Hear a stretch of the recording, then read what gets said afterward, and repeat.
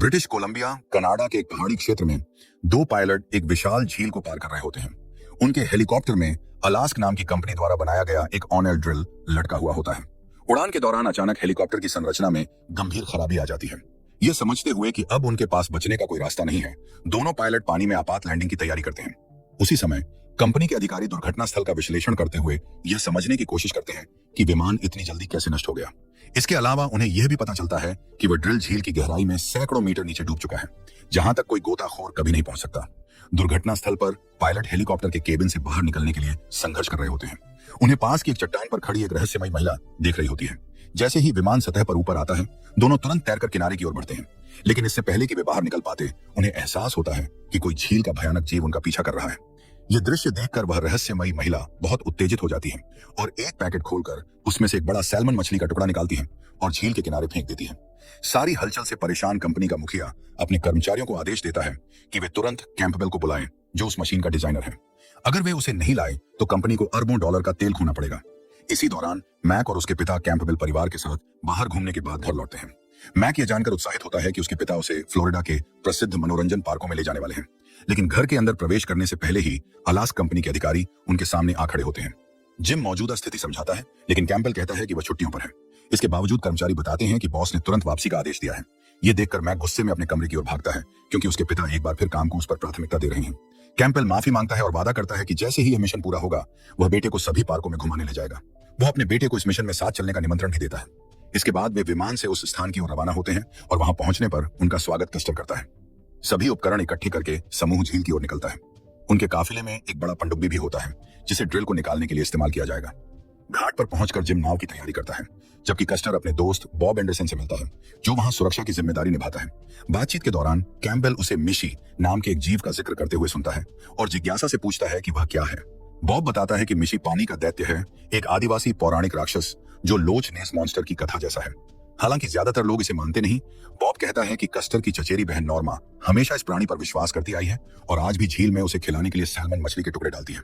इसी बीच जिम बताता है कि सब कुछ तैयार है और अब वे रवाना हो सकते हैं। कार यात्रा के दौरान बूढ़ा व्यक्ति उन्हें मिशी की एक पुरानी तस्वीर भी देता है और कहता है कि केवल स्थानीय लोग ही दावा करते हैं कि उन्होंने इस राक्षस को देखा है। कुछ समय बाद टीम उस निवास स्थान पर पहुंचती है जहां वे मिशन के दौरान ठहरने वाले हैं। वहां मिसेस कुगन उनका स्वागत करती है और मैक को उसके कमरे में ले जाती है। यह देखकर मैक नाराज हो जाता है कि उसका कमरा लड़कियों की थीम वाला है और गुस्से में एक टेडी बियर फेंक देता है। अगले दिन टीम मिशन के लिए सभी उपकरण तैयार करती है। तैयारी के दौरान स्थानीय लोग उनका मजाक उड़ाते हैं और कहते हैं कि वे कभी मिशी को पकड़ नहीं पाएंगे। कुछ ही देर बाद कस्टर कैंपबेल से उसकी पत्नी के बारे में पूछता है। कैंपबेल बताता है कि उसकी पत्नी का लगभग 2 साल पहले निधन हो गया था। यह सुनकर कस्टर दुख जताता है और माहौल हल्का करने के लिए कहता है कि उन्हें लड़के को भी नाव पर ले जाना चाहिए, लेकिन कैंपबेल इनकार कर देता है और कहता है कि उसका बेटा अभी बहुत छोटा है। कॉटेज में मैक खुद को मनोरंजन के लिए कुछ ढूंढ रहा होता है।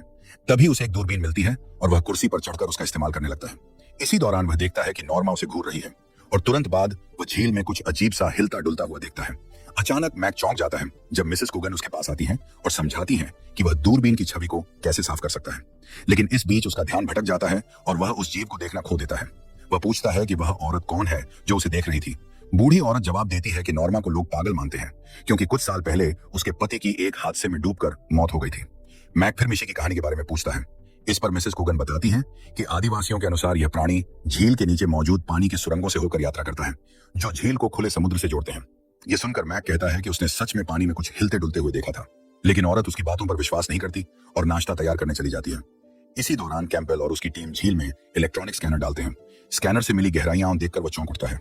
तभी वे एक नाव को अपनी ओर आते हुए देखते हैं। जैसे ही वह नाव पास आती है, कैंपबेल की मुलाकात लॉरा से होती है, जो झील की सुरक्षा की जिम्मेदार एक पर्यावरण अधिकारी है। टीम द्वारा किए जा रहे धमाकों से नाराज होकर वह पूछती है कि क्या वे झील के जीव जंतुओं का ख्याल रख रहे हैं और क्या उनके पास इस मिशन को अंजाम देने का लाइसेंस भी है। जिम तुरंत कागजात निकालता है जो उन्हें उपकरण खोजने की अनुमति देते हैं। कागज देखकर लॉरा वहां से चली जाती है, जिससे कैंपबेल उलझन में पड़ जाता है। झील के किनारे पर बॉब से वॉटकिंस मिलने आता है। वह कहता है कि ये सारे प्रयोग पर्यावरण को गंभीर नुकसान पहुंचा रहे हैं, लेकिन बूढ़ा आदमी समझाता है कि वे तो बस झील में खोया हुआ उपकरण ढूंढने की कोशिश कर रहे हैं। माहौल शांत करने के लिए वॉटकिंस कहता है कि कैंपबेल और जिम उससे आकर मिलें, मगर बॉब जवाब देता है कि दोनों इस समय मिशन पर हैं और उन्हें रोका नहीं जा सकता। दूसरी तरफ झील के पास मैक अपनी साइकिल से किनारे आता है और पत्थर फेंक कर किसी जीव का ध्यान खींचने की कोशिश करता है, लेकिन उसे कोई सफलता नहीं मिलती। तभी अचानक एक आदिवासी लड़की उससे बात करने आती है और कहती है कि वह जानती है लड़का शहर से आया है। उत्सुक होकर मैक पूछता है कि क्या वह लड़की कभी शहर गई है, लेकिन लड़की बताती है कि उसे शहर जाना पसंद नहीं और वह अपने कुत्ते के साथ वहां से चली जाती है। इस अजीब मुलाकात के बाद मैक भी वहां से निकल पड़ता है। इसी बीच झील के बीचों बीच कैंपबेल कस्टर के साथ पनडुब्बी में नीचे जाने की तैयारी करता है, जबकि जिम कंट्रोल पैनल संभालता है। उसी समय घाट पर वॉटकिंस अपने साथी सैम को आदेश देता है कि वह समूह का किनारे से पीछा करे और इस तरह छिपा रहे कि किसी को पता न चले। मैक खुद को व्यस्त रखने के लिए साइकिल से पहाड़ों की ओर चला जाता है और जगह की खोजबीन शुरू करता है, लेकिन उसे यह एहसास भी नहीं होता कि वहां भूस्खलन का खतरे का बोर्ड लगा है। झील के तल में कैंपबेल कहता है कि उन्हें और नीचे जाना होगा। वहीं जिम पैनल पर ध्यान देने के बजाय टीवी पर हॉकी मैच देखने में उलझ जाता है। इसी वजह से वह सोनार की बदलती तस्वीरों को नहीं देख पाता, जिसमें यह साफ दिख रहा होता है कि कोई जीव पनडुब्बी के करीब आ रहा है। इसी बीच आसमान में तूफान बनने लगता है और दूसरी ओर जंगल में घूमते समय मैक एक गड्ढे में गिर जाता है। उसकी गहराई जानने के लिए वह एक छोटा पत्थर उसमें फेंकता है। आवाज बहुत देर तक आती रहती है, जो उसकी उम्मीद से कहीं ज्यादा लंबी होती है। उधर कस्टर को एहसास होता है कि वे उस जगह पर अकेले नहीं हैं। उसी समय मैक नॉर्मा को देख लेता है, जो मछली तैयार करते हुए अजीब तरह से गा रही होती है। महिला से बचने के लिए मैक भागकर छिप जाता है, लेकिन फिर नोटिस करता है कि वह पहले ही वहां से जा चुकी है। अचानक पनडुब्बी पर किसी प्राणी के जोरदार हमले शुरू हो जाते हैं और कैंपबेल तुरंत जिम को आदेश देता है कि उन्हें ऊपर वापस ले जाए। जंगल में घर लौटते समय मैक बिजली की एक तेज गड़गड़ाहट से डर जाता है और उसी घबराहट में गड्ढे में गिर जाता है। यह गड्ढा एक सुरंग से होकर उसे झील तक पहुंचा देता है। घबराकर लड़का तुरंत तैरकर किनारे की ओर भागता है। कुछ ही देर बाद उसकी मुलाकात नॉर्मा से होती है। यह देखकर कि मिशी ने मैक की जान बचाई है, औरत उसे आदेश देती है कि वह किसी को भी उस राक्षस के अस्तित्व के बारे में न बताए, वरना लोग उसे ढूंढकर मार डालेंगे। यह सब सुनकर डरा हुआ मैक भागकर घर लौट जाता है। कुछ मिनट बाद खोजी दल पनडुब्बी के कैमरे से मिली रिकॉर्डिंग की जांच करता है। कैंपबेल नोटिस करता है कि कस्टर उस अनचाहे मेहमान को देखकर भी बेअसर बैठा है। जब वह उससे पूछता है कि वह इतना चुप क्यों है, तो कस्टर जवाब देता है कि उसे इस तरह की परिस्थितियों की आदत है। इसके बाद बॉब और वह आदिवासी बाहर चले जाते हैं। मौके का फायदा उठाकर जिम कैंपबेल से कहता है कि कस्टर कुछ छिपा रहा है, फिर भी वे उसी दिन की खोज रोक देते हैं। उधर मैक अपनी साइकिल छुपा देता है ताकि पिता को शक न हो। मिसेस कोगन उससे नाराज होती है, लेकिन लड़का उनसे वादा कराता है कि वे उसके पिता को कुछ नहीं बताएंगी। कैंपबेल लौटकर रिकॉर्डिंग देखता है, पर जीव की बातों पर विश्वास नहीं करता। शाम को वॉटकिंस बॉब पर हमला कर देता है और पनडुब्बी को नुकसान पहुंचाता है। अगली सुबह कैंपबेल को पता चलता है कि वॉटकिंस असल में एक नकली पर्यावरण अधिकारी है। मैक दोबारा खोज पर निकलता है और फिर उसी आदिवासी लड़की से मिलता है, जो अपना नाम पोनी बताती है। वह अपने कुत्ते के साथ मैक को उस गुफा में ले जाती है जहां नॉर्मा मछलियां रखती है। दोनों झील में चारा डालते हैं और अचानक मिशी सामने आ जाता है। जीव को देख मैक दंग रह जाता है, पर पोनी के चिल्लाने पर वह वापस गहराई में चला जाता है। उत्साहित मैक मिसेस कुगन को यह सब बताता है। वो कहती है कि इस रहस्य को गुप्त रखना ही बेहतर है और कैंपबेल को भी न बताने की सलाह देती है। अगली सुबह मैक लॉरा से इस बारे में बात करता है। इसी दौरान कैंपबेल की टीम को पता चलता है कि उनकी पनडुब्बी को तोड़ा गया था। दूसरी ओर वॉटकिंस और सैम अपनी पनडुब्बी से ड्रिल खोजते हैं, पर उन पर विशाल मछली हमला कर देती है। वे उसे हार्पून से मार गिराते हैं और फिर योजना बनाते हैं कि जैसे ही कैंपबेल ड्रिल निकालेगा वे उसे नष्ट कर देंगे। पास ही मैक, पोनी और लॉरा पानी के नीचे की गुफा तक पहुंचते हैं। मैक और छोटी लड़की मिशी को ढूंढने झील में उतरते हैं। वहां मैक देखता है कि मिशी पूरी तरह घायल है, क्योंकि उसके शरीर में एक बड़ा भाला फंसा हुआ है। अपने डर को भुलाकर मैक अपनी जैकेट उतारता है और बहुत मेहनत से उस भाले को निकाल देता है। दर्द से छटपटाने के बाद भी मिशी शांत रहता है और पानी में लौट जाता है ताकि धीरे धीरे ठीक हो सके। इसी बीच कैंपबेल और कस्टर पनडुब्बी से गहराई में ड्रिल मशीन निकालने की कोशिश करते हैं। जब वे ड्रिल पकड़ ही लेते हैं, तभी वॉटकिंस रेडियो पर धमकी देता है कि अगर उन्होंने वापसी की तो वह टॉर्पीडो से उन पर हमला कर देगा।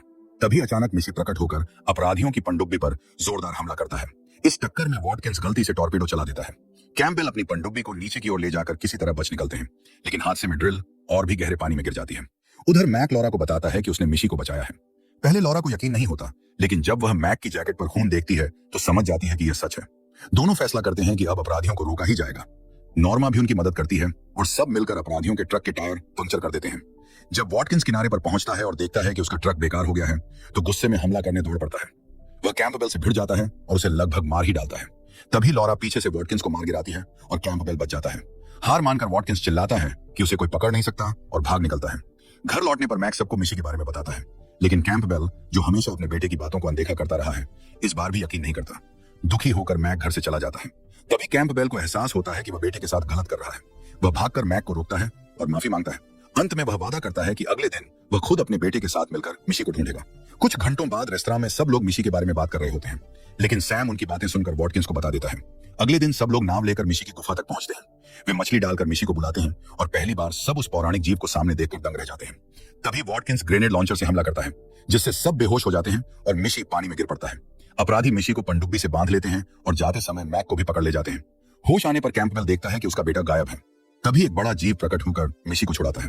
मौके का फायदा उठाकर मैक पानी में कूदकर भाग निकलता है और कैंपबेल भी अपने बेटे को बचाने पहुंच जाता है। घबराकर वॉटकिंस और सैम हेलीकॉप्टर से भागने की कोशिश करते हैं, लेकिन विशाल जीव हमला कर देता है। हेलीकॉप्टर झील में विस्फोट होकर नष्ट हो जाता है और अपराधी मारे जाते हैं। अंत में मिशी मैक और कैंपबेल को बचाकर सुरक्षित किनारे तक पहुंचाता है। मिशी अपने मुंह में ड्रिल का हिस्सा भी लौटाता है, मानो धन्यवाद कह रहा हूं। तभी उसका बच्चा सबको दिखाता है कि ये लोग उसके रक्षक हैं। विशाल जीव हमला करने की बजाय झील छोड़ देता है। मैक अपने दोस्त से भावुक विदाई लेता है। कैंपबेल समझ जाता है कि ड्रिल जैसी चीजें सिर्फ पर्यावरण को नुकसान पहुंचाएंगी, इसलिए सब मिलकर उसे झील की गहराई में फेंक देते हैं। आखिर में कई मिशी प्रकट होते हैं और सबको यकीन हो जाता है कि ये प्राणी हमेशा से मौजूद थे और अब मिलकर झील की रक्षा करेंगे।